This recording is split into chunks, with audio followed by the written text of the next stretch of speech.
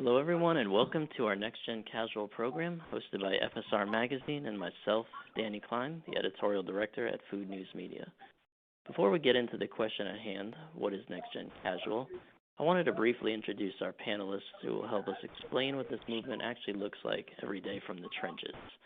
I'm excited to be joined by Paul Macaluso, CEO of fast-growing Another Broken Egg Cafe, Anita Adams, CEO at Beloved Black Bear Diner, Bruce Reinstein, a partner at consulting firm Kinetic 12, and Yvonne Sarber, founder and proprietress, if I pronounce that correctly, at Agave and Rye, a modern tequila and bourbon hall. We'll hear a lot more from them later on when we get to the discussion part of our program. Also, the slide deck itself is something I'm happy to share with anyone after the fact. If you're interested, just reach out. Okay, let's get started. So as I mentioned, what is NextGen Casual? So this is really something that popped onto my radar a few years ago on conversations I was having with full-service operators. It started to become clear there was a movement taking shape within the category to separate and away from the status quo. So I realized two things. One, brands wanted to identify themselves with a peer group of like-minded concepts and get credit for the innovations and attention to these next-gen traits that we'll talk about. The second is nobody knew what to call it. Historically, I'm sure you're familiar with the monikers polished casual and upscale casual, but for me, when I hear either of those, my mind goes to the $3 signs on Yelp, and also it's the type of phrase I would tell a friend or industry bystander and they would have zero idea what I was talking about. So simply, it doesn't really do this movement justice. The main reason being it glosses over what I view to be the most important element of next-gen casual, the resetting of consumer expectations for what experience costs. And that idea is the first point on this slide. Why did fast casual explode onto the scene? So it's really a twofold point for me, which is, between a quest for more affordable and flexible real estate and also trying to fill a consumer void created by quick service. Essentially, the accepted fact that consumer had to trade off quality for convenience or price for quality. Fast casual busted both of those myths and forced the largest fast food chains to take notice. So now the same is taking place for full serves, a response to the issues plaguing casual dining over the past decade or so, and also a counter to how fast casual has stolen share from full service by competing on food quality. All right. So more about that in this slide. And, one thing I mentioned here that I didn't bring up is this so-called localization of food. There's no question consistency is critical in a major restaurant draw. But this idea of a restaurant looking and acting the same in every market and every building across America has lost steam for younger generations. It's one reason they seek independence in fast casuals, to chase a sense of place. A lot of brands refer to this as unchaining the chain, or, guests have no clue that there's more than one of these in the country. So for next-gen casuals, I think that's a strength. Stores are built to reflect communities, and to the slide's point, serve that tribe mentality has become so powerful in marketing in all industries. Also, that extends to the store designs themselves, which, thanks to COVID, are accelerating towards smaller footprints and dedicated off-premises access, but more on that later. All right, so why did this happen? Stressing what I said earlier, I'm not just putting a ton of stock into polished casual and upscale casual as categories for the consumer. What it says to me is brands don't want to play in the same sandbox as larger casual dining chains and in turn don't want to go by the same labels. Again, though, neither scream accessibility to me, and that's almost like calling, a vegan dish vegan instead of plant forward and hoping a flexitarian tries it. Are you boxing out a potential consumer by appearing too narrow? Flexible price points are also a way to say tiers of experience. The ability to satisfy a quick demand customer over lunch, but also a long, drawn-out social shareable dinner, where somebody wants to stick around for a while, as the last slide points out. I love this quote from Condados Tacos CEO Chris Artinian, especially that last sentence. So much of what's happened over the past 19 months has been about convenience and crowd avoidance and technology, and all of those exciting measures offered restaurants new ways to connect with guests. But what can't be lost in that aim for full-service operators is creating a concept that also enables guests to connect with each other, and that's where NextGen can beat fast casual.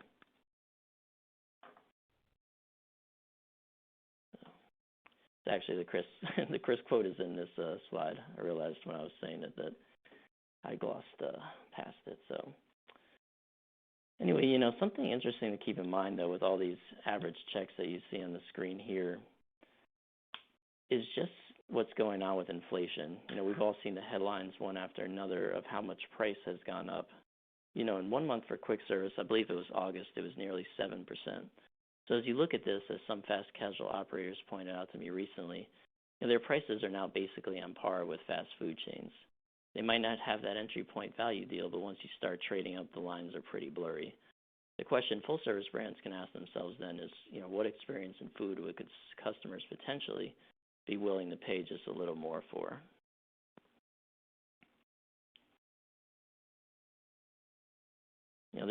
There's some more concrete price data in this slide here, but I was actually under the figure that I mentioned there, which kind of goes to show you how crazy inflation has become. But I guess the question that we're all asking ourselves is whether or not that's actually going to slow down. And I think it probably will, but this idea of it being transitory is sort of taking a long time. So it's part of the operating environment for all of us. But what I do think this is going to spawn is a value wars of sorts at some point in 2022. It's also served to recalibrate what consumers are willing to fork up for experience. As noted here, a key for NextGen is to battle with fast casual on the flexibility to offer more affordable meals, if somebody so chooses that path. Perhaps it's just takeout, but to present both sides of that barbell in a more compelling manner, since it includes perks like seasonal features, chef specials, elevated hospitality, and yes, of course, the bar. So case in point, while we're here, one thing for me, it's always been kind of something that's been on my mind is this idea of farm to table and whether or not we should retire that, in the restaurant industry, or at least put it on the back burner. It reminds me a lot of ways of Better Burger, as a way to describe your menu. Because I think as consumers and operators, what those qualifications are have become a little bit confusing. And really, I think that could be spun as an opportunity, give people experience and definitions they relate to, signature options they can't get anywhere else, quality over quantity, wine club dinners, things along those lines. And that last point on off-premises is worth circling too. COVID stuffed the category full of players there, and it's not acceptable just to offer these options now. You have to find a way to carry the experience over as frictionless, as effectively as possible.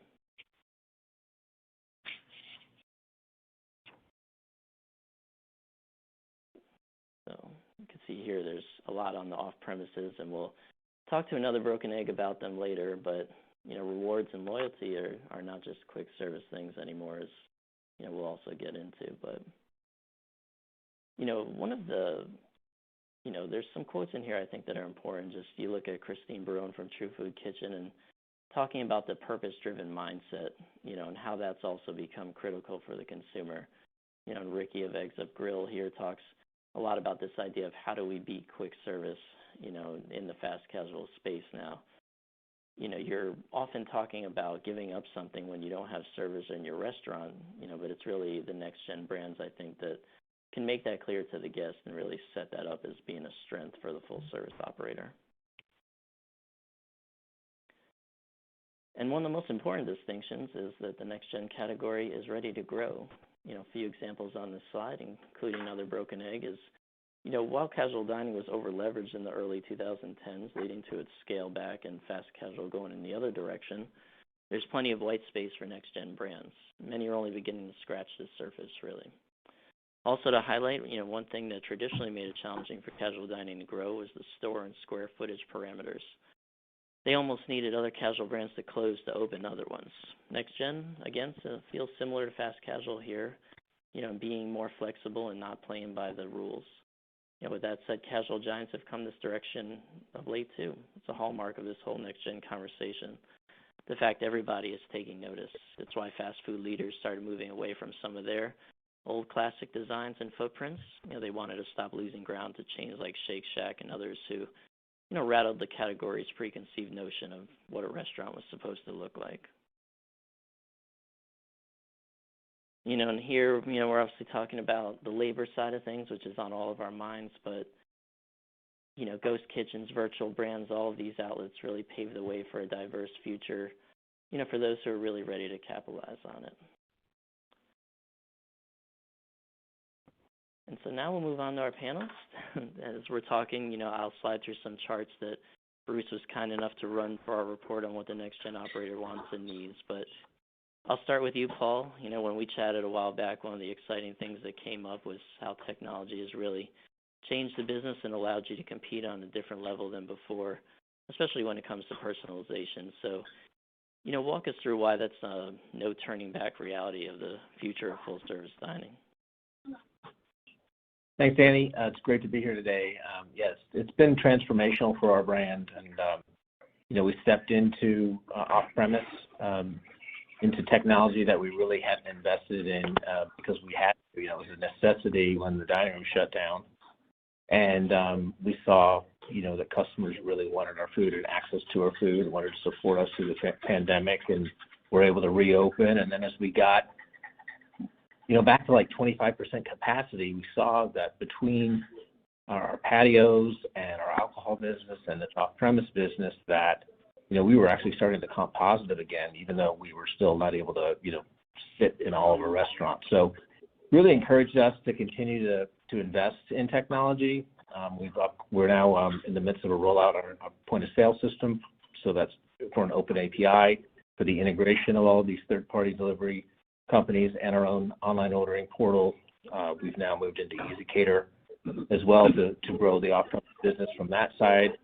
And then we're really building our business with regard to our reservation system and our customer relationship management systems through a new partnership with Wisely. So we have a handful of technology initiatives that we've undertaken in the last 18 months, huge initiatives for the company, but really showing some great benefits in terms of how the customers are gaining more access to us and the results in terms of the both sales and profits for our cafes.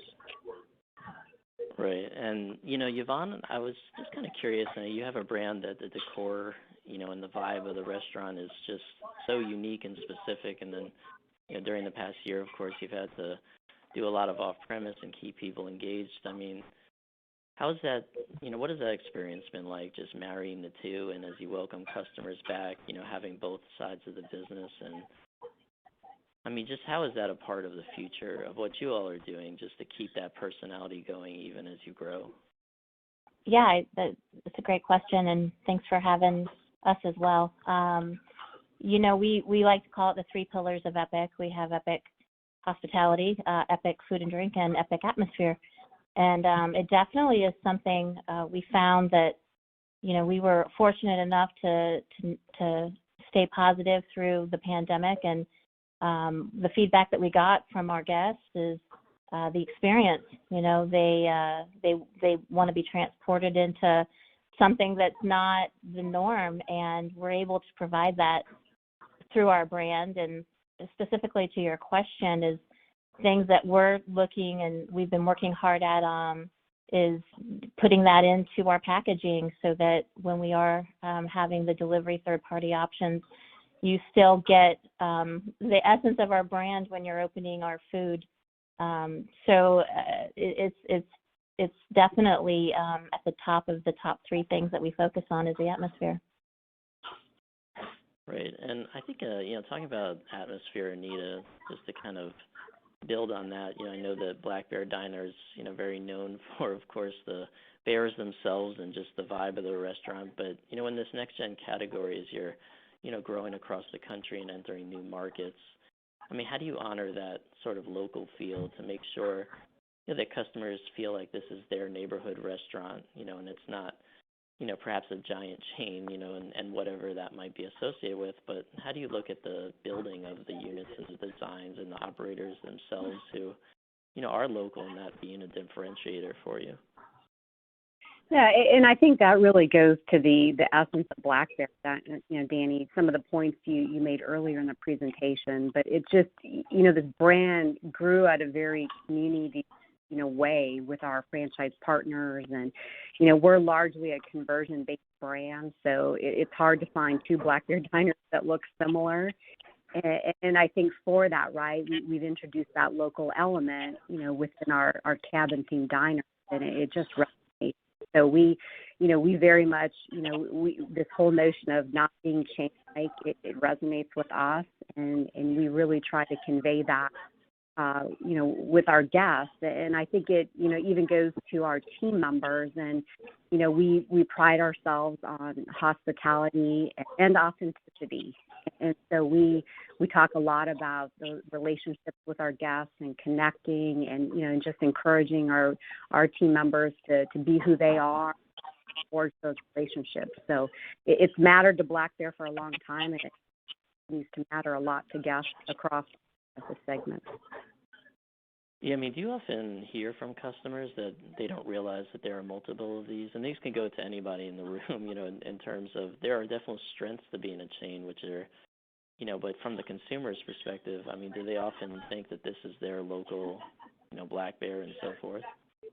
Yeah, absolutely, right? I mean, we tend to be purposeful on not speaking about ourselves as a chain. And so on the West Coast, you have this phenomena. We have a lot of loyal guests who actually, drive up and down I-5 and hit a number of Black Bears. So it's a little bit of a mixed bag. I think California believes that they're the only ones that hold Black Bears today. But, right now we find ourselves in 14 states. Right, and I guess just that same question to you, Yvonne, because, I've seen pictures of Agave and Rise, and, I think they're about as unique as you could get in terms of a restaurant goes. And, what are your thoughts when you go to build a new one? Do you have to kind of just build it to the market, or how is that different perhaps than, some of the big box chains you see out there? So we've taken a different approach. We actually, we are 100% founder operated, and our growth pattern, we are self-funding. So to begin with, we started with second generation restaurants. So we looked first with the neighborhood, and with the neighborhood, what can we do to bring something better to the community? Our purpose is to better the communities that allow us to set shop up. So first it's, do they want us? And then it's, all right, let's find the right opportunity. What can we convert into something special? So for the first part of our growth, it was definitely just flipping former restaurants. And just as of late, we're having the opportunity to build ground up in Indianapolis and in Hamilton, Ohio. And it's the same sort of thing. We focus on local art and local artists. So outside of the building, what can we bring that is special to the community? What are they known for? What, if it's Columbus and the Buckeyes or the restaurant scene, or if it's Louisville and Muhammad Ali, we really try to tailor what we're doing to represent the community. Right. So, Bruce, we've talked a good deal about this so-called restaurant of the future in the past, and kind of from a logistical standpoint, what that's starting to look like. And I know that you've really talked about these emerging restaurants as being the brands who are willing to do some of these things, and that's why, they're going forward, why some others are struggling. So, I mean, what are give us kind of a high-level view of what is the restaurant of the future for the full-service operator? What are some things that they're doing now that, really were not on the table a couple years ago? Well, I think that, there are some similarities with the different segments. I mean, many really have become hybrids. I mean, there are bits and pieces of every segment now in every segment. But I think the thing that really stands out is it doesn't really matter who you are or what brand you have. You have to do what you do well. And so that's really where things kind of have fallen apart with certain brands, is that they've maintained bloated menus. They've tried to continue to do what they've always done. And I think that's a big piece of it, because I think, as everybody has talked about today, you have to be able to replicate the experience. And if the consumer is not eating in-house all the time, and we're dealing with off-premise more, we still have to be able to replicate the experience, and not an easy thing to do. but it is doable. And one other point, Danny, really that I've been talking to a lot of operators about is the fact, yes, sales are growing. The consumer wants to be in restaurants. The consumer wants to do what they've done before. But in the end, if you can't execute and you can't provide the same standards every single time, you'll fail. And so there has to be a mindset to the fact that you have to be able to execute each and every time. So that involves, as I mentioned, doing only what you do well, and that will bring the consumer back. Yeah, I want to expound on something in there on the menu side that I think is such a big part of this.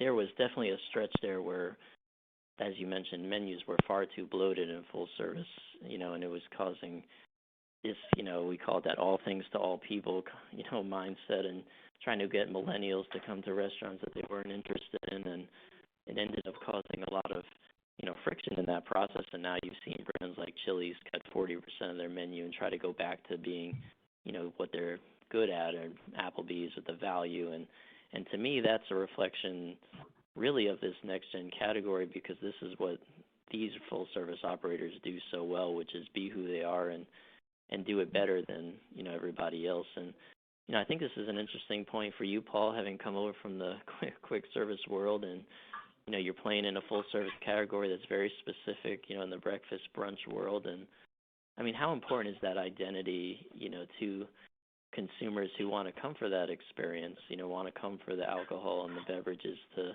know what they're getting into, and for it to be, focused and executed and seasonal and stuff they just can't make at home. Yeah, exactly. It's during the midst of the shutdowns, we did simplify our menu just to make sure we could execute for just delivery and takeout. But people were clamoring for us to for all the items we had and to bring that back.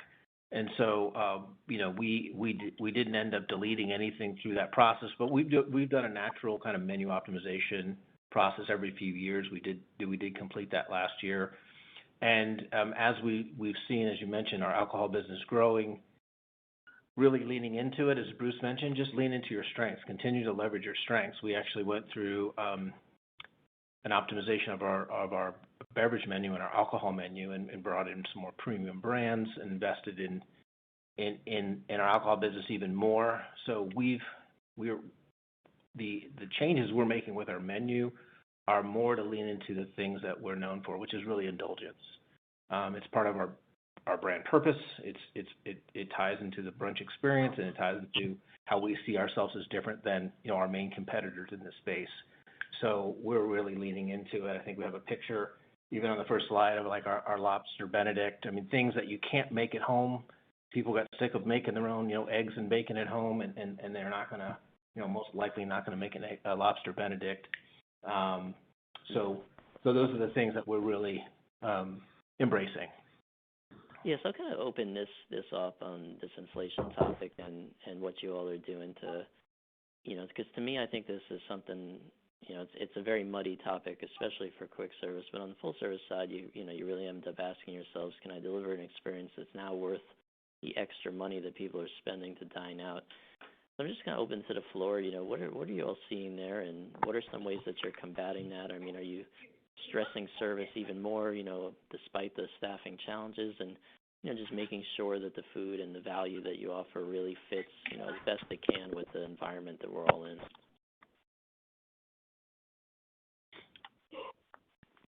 I'm happy to dive into this. Yeah, go ahead, please. Sure.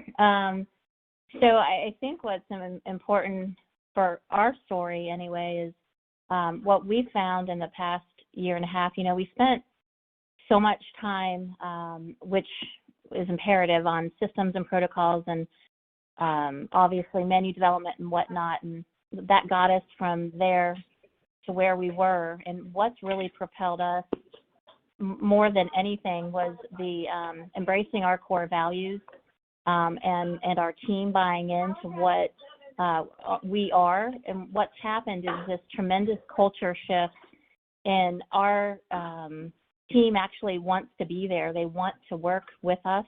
They want to grow with us. They want to show our communities how awesome it is to be in our establishments, and the buy-in has happened. We are so grateful that we're at about 92% fully staffed throughout our 10 locations.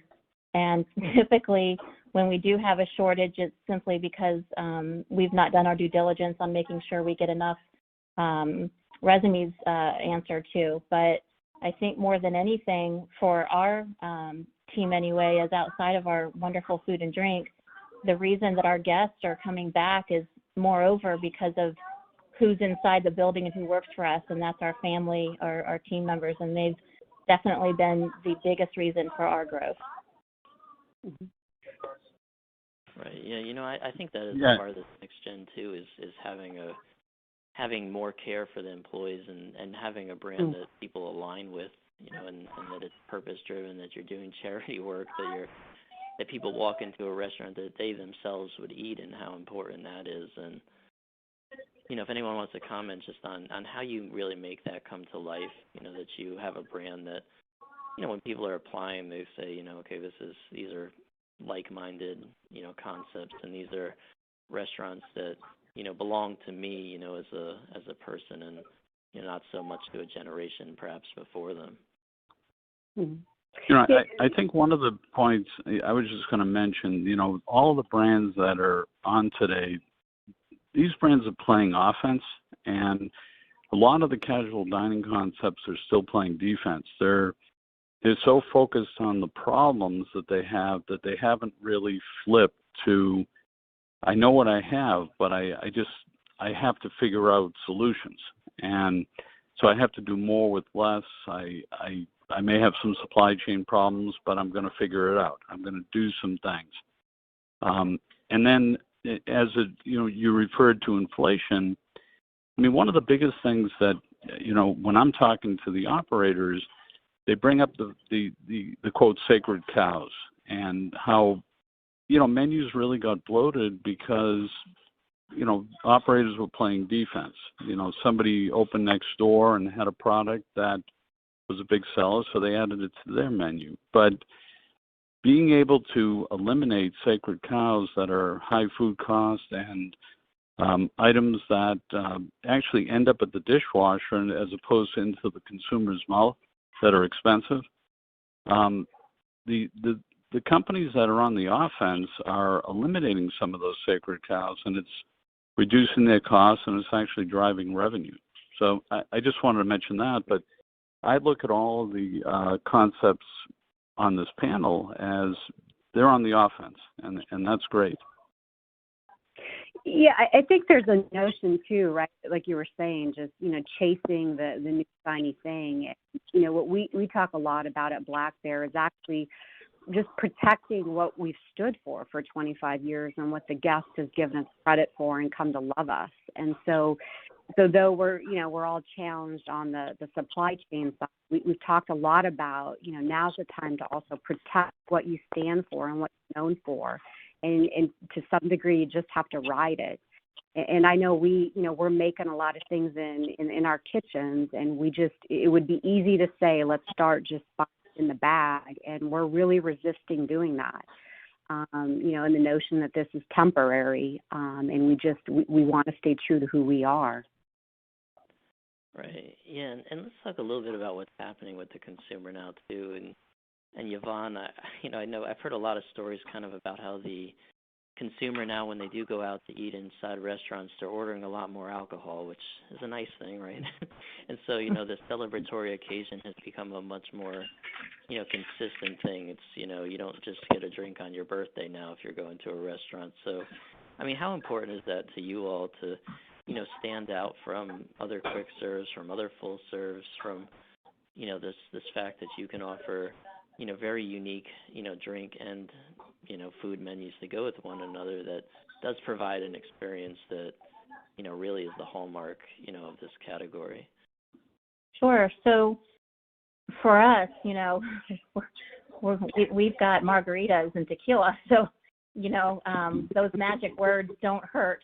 But we take it to another level, we feel, where everything we do, we do not have freezers in any of our stores. I take that back. We have a small one now for our Salty Pimp ice cream. However, our margaritas are freshly squeezed, those limes and oranges every day. Everything we do is from scratch, and our guests taste it. They know, so it's a different level. And I'll add, we're not, especially, we're not your traditional taco. We're the size of a small sandwich, but many people don't realize that. When you see a $7 to $12 per taco at first glance, you think, what the heck? But once you get what we're doing, and our margaritas are $12, but they're so delicious. You taste the freshness. You taste, we've got lobster truffle mac and cheese in a taco, and they're like, what? We've not experienced this before. So we did have to raise our prices around 15 to 20%. We know that this inflation may slow down, but it's not going backwards.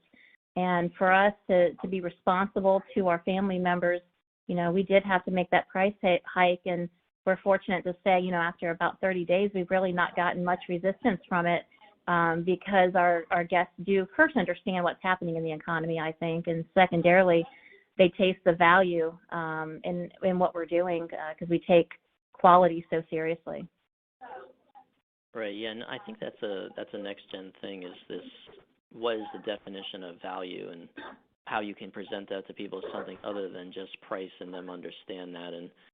And I think, Paul, that's probably a good question for you, because you were in a value world, a very strict one, before you stepped into this one. But I mean, do we, as does the full service restaurant industry need to look past just being price, as value, that there is so much more that could be defined? And, frankly, to Yvonne's point, consumers are proving that they're willing to pay for something, and what they view as being value is not such a narrow concept. Yeah, absolutely. Because I've spent time, started my career off in QSR, and value was pretty narrowly defined back then. I've been in the industry a long time. So then, I spent some time in fast casual, and we started to expand our notion of value. And I think it continues today, because it's more than, obviously, than just the price, but it is the experience, and also, the notion of time and accessibility. How difficult is it for someone to order from you online if that's what they choose to do? What are the friction points? What are the pain points? All that goes into value as well. So it's really, what you're trading, what you get for what you pay for, and what you pay, what a customer pays is, either their time or their money or their frustration or so forth. So we're doing a lot to raise the value equation through the use of technology, and through leaning into our strengths on the menu and the beverage menu as well. To Yvonne's point, our alcohol business has just taken off in the last 18 months. I think I mentioned to you in an earlier conversation, our alcohol sales Monday through Thursday are up 40%. So, that was something unexpected for sure. But so we're seeing it, from all angles, and we're providing value for people, whether that's through our menu, through our beverage menu, or in the technology that we apply for them to have a good experience. Right, yeah, that's when, quote unquote, people are working from home, right? Exactly. Taking 3-hour lunches and at 4:00 in the afternoon. Nice parts of the changing dynamic here, but to what some of the things that you mentioned there about technology, and I mean, do we have to tread carefully? Is there such a thing as too much technology in the full service space? Do you want some of it to be behind the curtain, or what consumers see and what they don't see? And Anita, I think you could be a good place to start with this one, just because your brand has been around for so long, and so much of it is people who have loved it for decades. And how do you balance those two things at this point? Sure, and I would say, Danny, we think about it differently today than we did before the pandemic. We really want to insulate the guests from technology, under the notion that come in and for just a moment in time disconnect. But today, given what transpired here this last 20 months, it becomes more apparent that the technology is really necessary. And so we're undertaking a couple of initiatives. We always had KDS in the back of house, but we're now looking at setting up separate KDS routing and dedicated kitchens to service our off-premise. But we're also bringing it to the front now, where we're testing handheld ordering, and largely a couple. It's really to work on throughput and the speed of service that sometimes we've been faced with. We are seeing our dining rooms fully recovered against 2019 levels, and then a double-digit increase in sales with this off-premise that appears to be sticking for the time being. And so all this technology piece is necessary for us to support these higher AUVs. Right. So, Bruce, I'll go to your technology investments slide here. Perfect synergy there. So what are you hearing from operators here? QR codes, one that pops up on your chart, and I've heard very, very hot and cold, in terms of who you are in the full service space, if you want those or you don't want those, or if you want to offer both things, if people need paper menus, if the last thing in the world you want them to do is order that way, or if that's something that's really helped the labor model. It really goes all over the place. So, just kind of from your angle, what are some things there that have become part of the future, of full service that, you think are here to stay?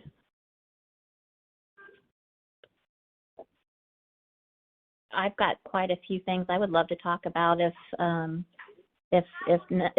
I can go first, that would be awesome. Yeah, go ahead. We're super excited. We actually we've been embracing the technology side even before COVID, and COVID did give us even more enthusiasm to do so. So we did invest in third party. We were with Olo, and Olo's been a great resource for us. But on top of that, we do QR codes, but we offer paper menus as well. As our guest base does range from 18 up to 80, and once you get over a certain age, sometimes you're hesitant and you don't really want to poke your phone if you have one at a QR code.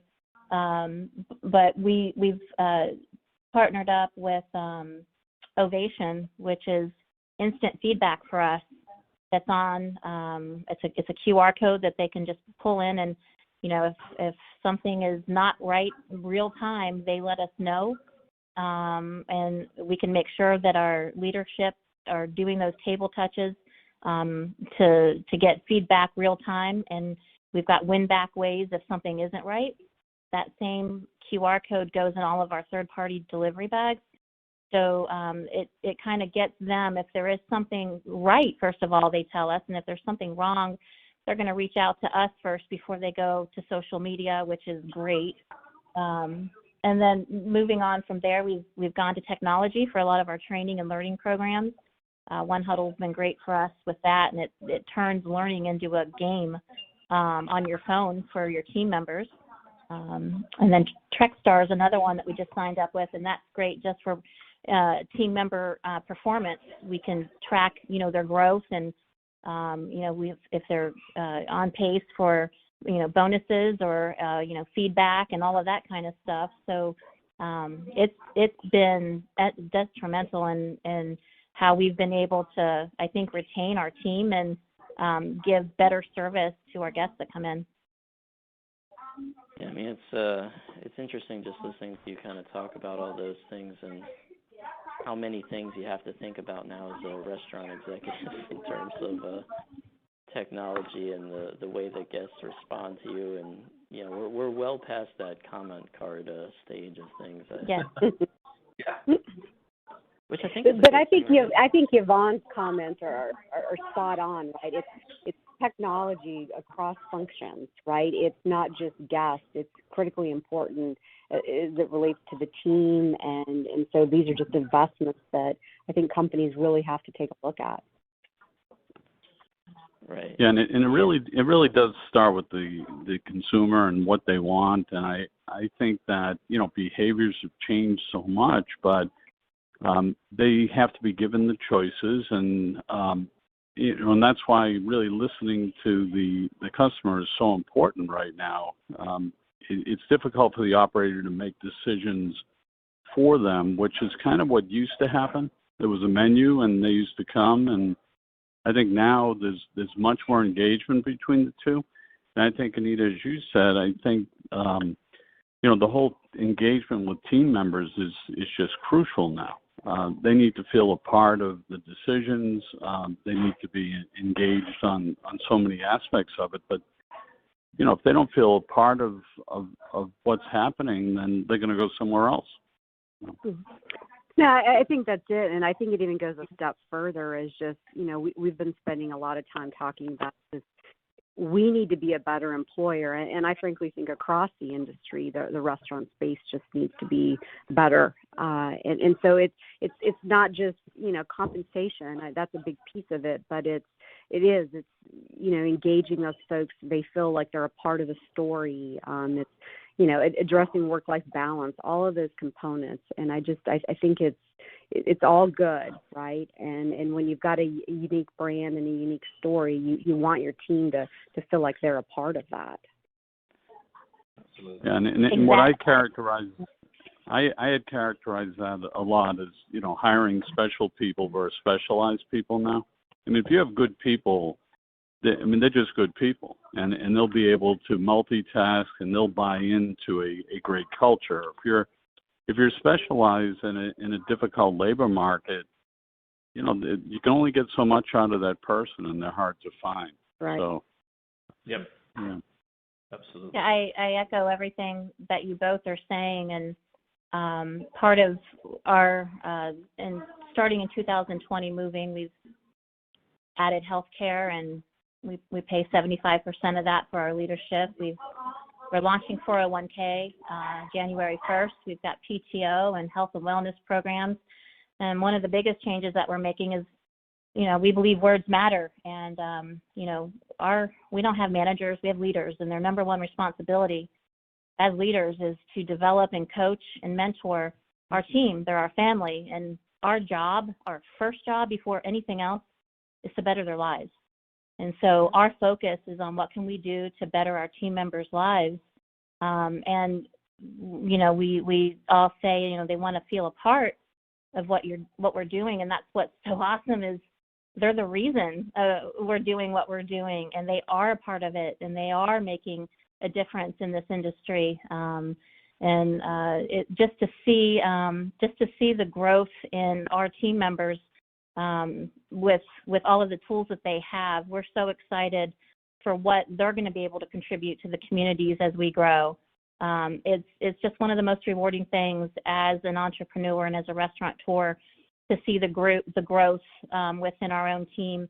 We're over 900 strong now in our family members, and we look to double that in the next 18 months or so. So we say we're changing the world a taco at a time, and we all believe it.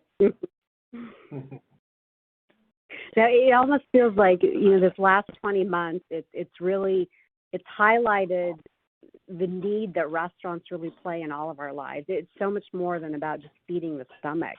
And I think that's become more and more apparent. And that's why recoveries are strong. And I think brands that, like you said, on the call today and many others, it's just are enjoying that recovery. The world needs restaurants. It's how we connect. Right, which Amen. I think is I agree, amen. But one thing to look at that, and I'll just kind of pass this around the room is to talk optimistically. What is one thing as a full service restaurant operator that makes you excited about the future? We spent so much of the past 2 years talking about all these crazy hurdles and labor and things that we're dealing with, but what going into 2022 really makes you excited that you're in this part of the sector? Yeah, I'll start if I may. It's kind of building off the last comment. It's the momentum that we have now, knowing, and I've worked across different brands, Danny, as you know, working for a brand or a segment that is very relevant and back to Bruce's point earlier, when you're playing, you can play offense. So you can make the investments across a multitude of disciplines. Like I look at this technology slide, we're working on every single thing on this slide because we're playing offense. We're not trying to figure out how to be relevant. We're not trying to figure out how to correct negative sales or deal with financial covenants or anything like that. We're actually growing the brand. We're attractive to guests, and so we can make these investments and continue to build both for customers, for our franchisees, and for our employees. Investments and how to make their lives better as well. So that's what I'm super excited about. Is working in this category and seeing more people become attracted to it. Yeah, I think just getting back to even just talking about all those things, right? Growth and our teams, and that's what to me is so refreshing as opposed to some of the topics of the last 20 months. And I know for us, it's we were growing at roughly 20 new diners a year.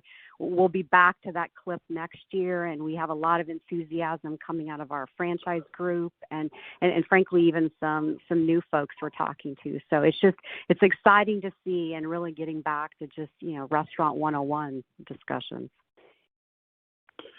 Yeah, I think a big part of the last 18 months to 2 years is everyone's been able to rethink and kind of take a look at themselves and what they do well and what they don't. But, in the casual dining segment, all of a sudden there's something called off-premise. And so if you can drive the same revenue or more in-house, and you can add that off-premise business, you're driving some new average unit volume that is beyond what anybody's done before. I think, and for us, we're excited for so many reasons. A couple of the big ones is, I think, including the panelists on today, I've heard them say, it's time that restaurateurs and businesses in general recognize that just because something's been some way for some amount of time, and in particular the restaurant industry, doesn't mean that that's the way it needs to be. I think that in so many cases, I was in the industry for 20 years before I became a restaurateur. It's proven a lot of addiction rates and long hours and, tiring and very little reward for so many, and it doesn't need to be that way. So changing the dynamics, first of all, of how rewarding being in the hospitality business can be, first of all. But the second thing that this has done for us is we believe it so much we're about ready to jump into it, is not only, the shakeup has just happened in this full service casual department, but get ready. I think that this shakeup's going to happen also in the fine dining side of things. We're going to be opening a concept ourselves here in the next couple months. We believe that people, again, it's not all about the dollar, it's about the experience. And I think fine dining a lot of times has come off as very pretentious and overpriced and too stuffy and yada, yada, yada. And it doesn't need to be that way. And if you can focus on your culture first, but then shaking it up for them on that side, I think you're going to see a little bit of a return on that side of the dining room as well.